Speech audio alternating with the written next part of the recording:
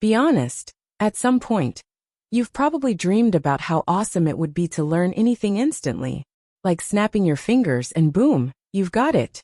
Maybe when you were younger, you wanted to learn how to do a flip, just to show off at school, and catch your 6th grade crush's attention. Or maybe you wanted to master the guitar or piano, nail a viral dance move, or just learn random skills to be the cool kid everyone noticed. Now that we're older, what we want to learn is a bit different. Usually, it's something that can benefit us long-term, like a new language, tech skills, business concepts, or even sports. But here's the problem. Most of us are terrible at learning efficiently, and it's not even our fault. School taught us how to cram for a test, memorize facts, and then forget them the moment the bell rang. But memorization? That's not real learning.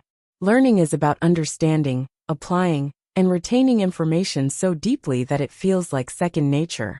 Think back to the last time you tried to learn something. Maybe a new language, a musical instrument, or a skill like coding. What was your approach? You probably crammed, read a ton of articles, or binge-watched tutorials. But then nothing stuck. Why? Because most of us focus on input, reading, watching, listening, when we should be focusing on output, doing, practicing, and teaching. It's like trying to learn how to swim by reading a book about swimming. You might know the theory, but the moment you hit the water, you're sinking. Learning is a contact sport. You've got to get your hands dirty, or in this case, wet. Before we dive deeper, let's clear something up. Not everything is equally important. The 80-20 rule, also known as the Pareto principle, says that 80% of your results come from 20% of your efforts. When it comes to learning, this means you need to focus on the core concepts that give you the biggest return. For example, if you're learning a new language, don't waste time memorizing 10,000 words. Instead, learn the 1,000 most commonly used ones. They make up 80% of everyday conversations. Want to play the guitar? Master the basic chords before tackling complex solos. The idea is simple. Once you've got the essentials down, everything else becomes much easier. One of the most effective ways to master these essentials faster is by using active recall. This means instead of passively reviewing information, you actively test yourself.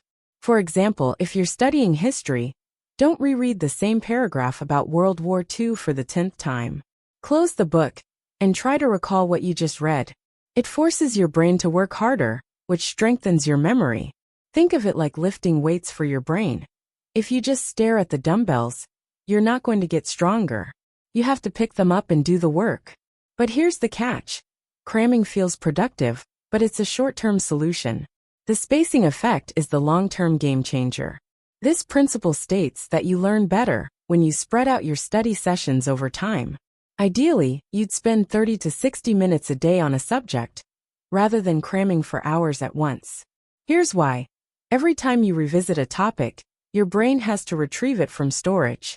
The more you do this, the stronger the connection becomes, like carving a path through the woods. At first it's rough and overgrown, but with each pass, it becomes clearer and easier to navigate. That said, just studying isn't enough. To truly master something, you need deliberate practice. This means focusing on the areas where you're weakest, not just coasting through what you already know.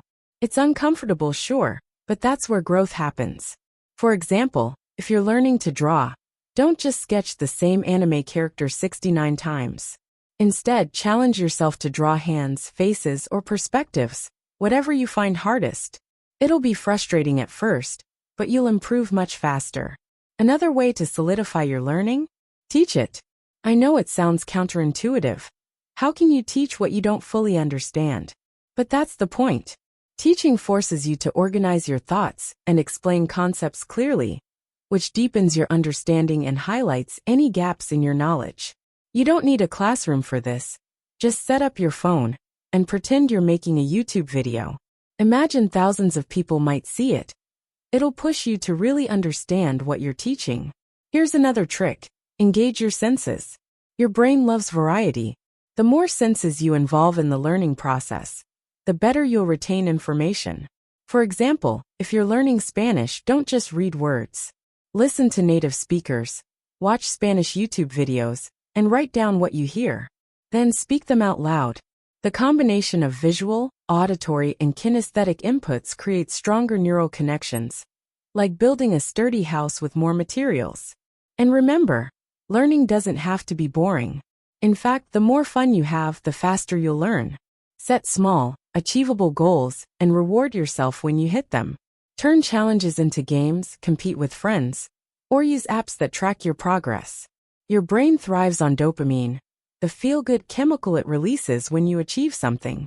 Even small wins can keep you motivated. That said, beware of distractions.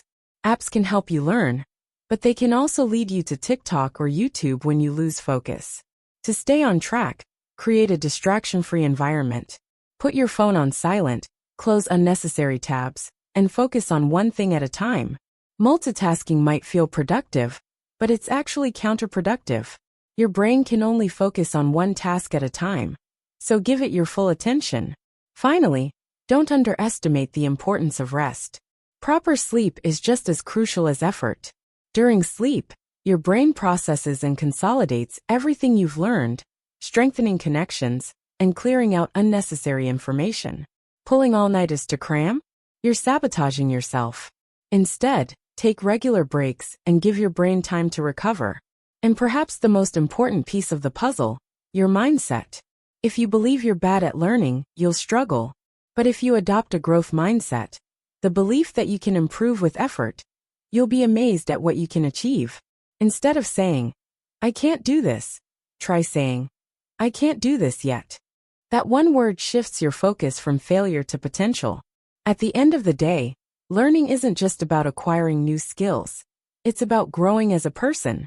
So enjoy the process, challenge yourself, and remember, with the right mindset and strategies, you can master anything faster than you ever thought possible.